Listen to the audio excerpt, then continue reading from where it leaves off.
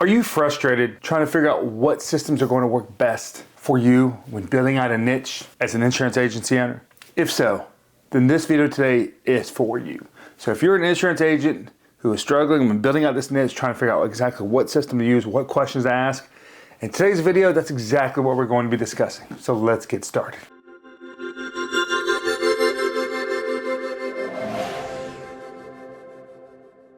So today we're talking about picking that CRM when you're building a niche.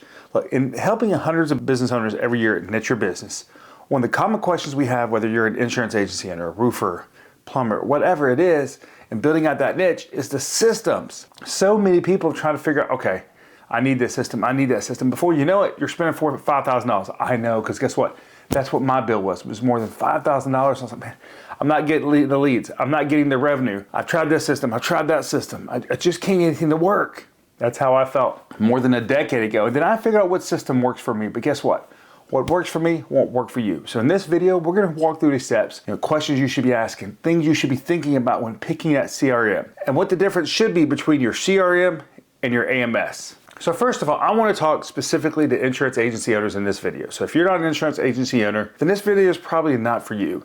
And we're talking about building out a niche in your insurance agency. And we're not actually talking about building out the niche today. We're talking about systems today. We're talking about picking the right CRM, understanding the difference between your CRM and your AMS. So first of all, we need to define these two. When we talk about CRM, we're talking about the client relationship management system. When we talk about the AMS, we're talking about the agency management system. So what role do these two play, and can they be the same system? First of all, let's talk about think about this. Your CRM might do your heavy lifting for you on communication, but your AMS may be more of a filing cabinet where stuff goes. Historically, most agency management systems are just not nearly as advanced as CRMs. One reason is they probably have a lot more private data, and so a lot more things holding them back and letting them get systems connected.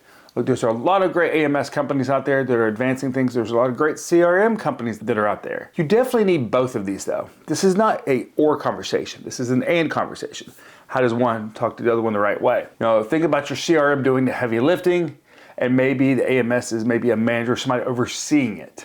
You could think about it that way. Because think about this, if you're facing a lawsuit, you're facing errors of omission, you want to make sure you have those documents and communication. And that's where having these two systems talk together. And I'll give you a quick example of how we've done it, or how we've had a lot of clients do it. Now, this is a higher level CRM. This may not be the best fit for you, but that is having HubSpot and something like a Now Search talk back and forth with each other. You see, Now Search is kind of where the bolts and things are working, and it's pushing that data. The HubSpot is doing a lot of the communication with the customer. It's helping your agents understand what they need to be doing. This is how an effective CRM and an AMS could work together. Here are some of the mistakes I see people make, though, when it comes to picking that right CRM. And that is, they think it's their AMS. Now look, for us it was. We built our own AMS for the Flood Insurance Guru more than a decade ago because there wasn't something out there that was a good fit for me. So I did mine on HubSpot. But look, HubSpot is an enterprise level product most times. This means if you're an agency owner, you really shouldn't even be looking at something like a HubSpot probably until you've had at least that $500,000 in revenue. That was a mistake I made, that I was only at about $100,000 in revenue when I decided to go with HubSpot. Now, look, the pricing's different now. A lot more people can get into HubSpot now than they could before. We work with a lot of agencies that are on HubSpot, and trust me, it makes things way easier because you can do so much in it. However, as you're getting started, you got to generate revenue. You got to stay in front of your clients. You got to make sure that your team is selling the right things. Do things like lead scoring. So when looking at a CRM, you want a CRM that has the ability to help you do a lot of good lead scoring. In order to do good lead scoring, guess what? You've got to make sure you've got clean data. This means if you're deciding to connect your AMS to your CRM, maybe something like a Now Search and an Agency Zoom or Insured Mind, that those two are communicating back and forth with each other. And we'll dive into those two in just a second. And looking at these though, remember, clean data is one of the most important things. When your team needs to know which leads do they follow up on first. And I'm gonna give you an example of how we've done it with our flood insurance side with leads. If someone tells me, hey, I've got a loan closing up in 2 weeks, that might give me a certain score. Or if I've got a renewal coming up with a competitor in 2 weeks, that might put a certain score in there. Or if it's a referral from a referral partner, that might be a different score. Those scores are going to be completely different on something like flood than they might be on auto and home or commercial insurance. Because on flood, if I miss that deadline by 1 day, like a renewal date, I may not be able to get a chance for it for another year. So my lead scoring could be different than yours. However, the frameworks here really should be the same when you're looking at a CRM and setting up the lead scoring. For example, someone who's got a loan closing may have more urgency than someone who's just trying to get a cheaper rate. There's really nothing motivating them to make a decision. But with a loan closing, you got something coming up. You got to get something to your loan officer. You got a renewal coming up. You're going to hit with that different rate. You see, you've got that hard deadline there that's kind of pushing them. And because of that, they may be a higher priority lead than someone who's just going to your website, trying to find a cheaper option. Are we saying ignore that website lead? Absolutely not. We're just saying you may want to have a different lead score. And there's a couple different ways you could use your CRM to do this. You could color code things like we have in HubSpot. You could give it just a certain score from 0 to 100. In fact, for us, if they have a loan closing coming up, they've got a score of at least, say, a 70. And if it was from a referral partner, that might add another 10 points. If they're in a required flood zone where we know they're going to have it, that might add another 10 points. Now we're at a 90.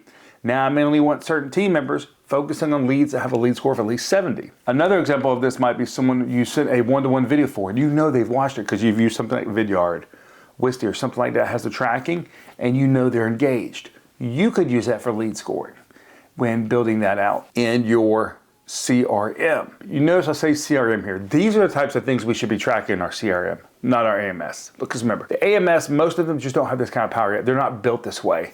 Whether it's an Easy Links and HawkSoft, all these, can they be used for communication with your existing customers? Absolutely.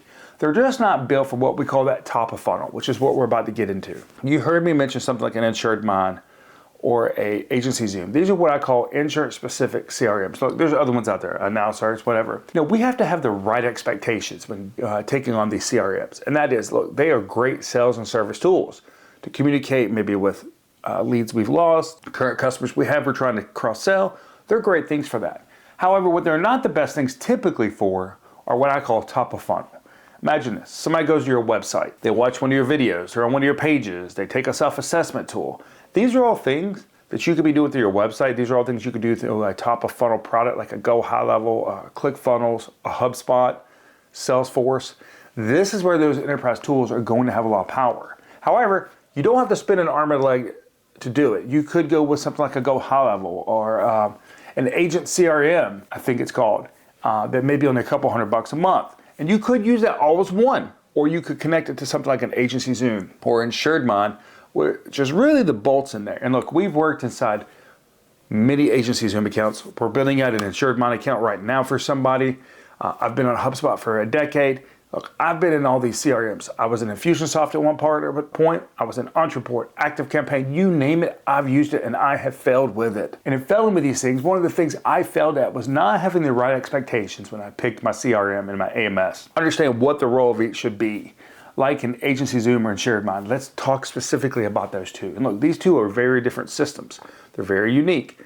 They provide some great benefits to insurance agents. However, one area that I think, I don't want to say that they fail on, but I think that we fail as insurance agents on our expectations with them is it's going to help us with all this top of the funnel stuff, and it's just not built that way. Could we pull it in? Yes. And let me give you an example when I had an agent I was working with do this. They decided to pull every lead in. That was 30,000 leads. Problem was none of it was organized, nothing that was labeled or tagged correctly. So they had all these 30,000 dead leads sitting there in Agency Zoom, not sure what to do what with.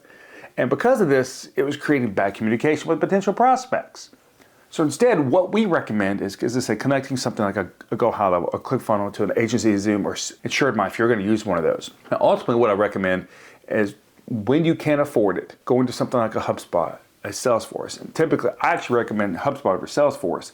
I feel that the barrier to entry is lower. I think that you can get off the ground running. I feel like Salesforce, you might need more development work. And look, that's not to say you don't need development work in HubSpot, because I spent hundreds of thousands of dollars in HubSpot the last decade. But I just feel like you can do things quicker. In fact, we've been doing a couple of HubSpot builds for people over the last 6 months, understanding what things need to happen. For example, hey, when this property is checked, what happens from there? When I tell people, look, when thinking about an automation, I'm thinking about for every action, there's a reaction. That's an automation to me. An automation is not just an automated email, but it's for every action, there's a reaction. And that's what I think about when I think about automated. But in looking at these CRMs, they kind of are focused solely on the sales and service tool. You do need that high level, top of funnel stuff. You need to be able to feed your customer through what I call trust funnels. And this means that we're building trust at each stage. So maybe they go to our website to take a self-assessment tool. For example, on the flood side, we have a flood risk tool that's generated thousands of leads the last few years for us. But it didn't stop there. Depending on the flood zone, depending on the type of property they told me, then I would provide some different value on top of that. You see, so I've built trust at the first part. I built trust at the second part. Then based on that, I may provide something else. And through this process, I might have a CTA, hey, if you're ready to take the next steps in getting a quote, more than likely, they're not ready to get married yet. We're still dating. They're still trying to figure out if they can fully trust me. And that's where I use my YouTube channel, like a video like this, building that emotional connection, these self-assessment tools, these downloadable guides. So when they do get to my sales team, a lot of these questions are already answered. In fact, on average, the age of one of our subscribers on YouTube is 72 years old. They've watched 5 of our videos before calling us. And the first time they call us is with their payment information because they've gotten a video proposals from us. They've watched our YouTube video. They've read our blogs. They've been on the videos on our website. We've used all that to build trust. In a world with ChatGPT and everything changing, building that trust with your CRM and your AMS and the way things should work, like I like to call it the yellow brick road here. What's this customer journey look like? This is where it's going to be very important. But in doing this, we've got to have the right expectations for our CRM and our AMS. We cannot expect it to do something it's just not built to do. Most of these Insure CRMs are just not built to do that top of funnel stuff. They're built to do that sales and that service tool, making things really easy, maybe following up on a lost lead, things like that. And where I would use a go high level or something like that is at the top of the funnel. Then the customer raises their hand and says, hey, I'm ready to have a sales conversation. That's when I would dump it into your Insured Mind, your agency Zoom, and tag it, maybe customer ready to have a sales conversation. And when that happens, it can notify one of your team members to get on the phone with them, send them a one-on-one video, whatever that is. Now, ultimately, what I recommend is using something like a more enterprise tool. Maybe even, as I said, an agent CRM, which is kind of a go high level, I think, and more of a traditional CRM built in together. I think Momentum with Now Search is the same thing. I don't know what the pricing on those models is. But if you're looking at these, this is definitely something you could look at. Because I had someone come to me and says, hey, I didn't like Momentum, so I went back to something like Agency Zoom. You have to understand, systems like this are built completely different. Expectations are completely different. And going in, we have to have the right expectations when picking the right CRM for our niche and insurance. We've got to understand, hey, am I looking for that all-in-one tool like a HubSpot? Or am I looking for just the top of funnel stuff to work it down to like an Agency Zoom or Insured Mind? What are your goals? Before you meet with any CRM companies, you want to sit down and figure out what your goals are, reverse engineer from there, and understand, okay, what should my real expectations with this tool be? That's what we do with any tool that we implement. I talk to people that, I want to put AI into my agency. That's great. What are the problems and the frictions you're having? And many times they don't know. And I've talked about in some other videos. Click up here in the corner for some of our other AI videos or even our other AI channel. And you can see where I talk about, okay, but we need to focus on problems and frictions. AI should just be part of your overall strategy here. Just like with your CRM, your AMS, it's not some magic copy and paste tool here. These things take time. You need to understand what they're doing. Just like with a new employee, you wouldn't expect a new employee to know how to do everything right away. Things just aren't the right expectations. So when picking your CRM for your insurance agency, I want you to have the right expectations. In the description of this video, you can even take our self-assessment tool on determining what those expectations should be. I'm Chris with Niche Your Business. I want to say thank you for watching today's video on picking the right CRM for your niche.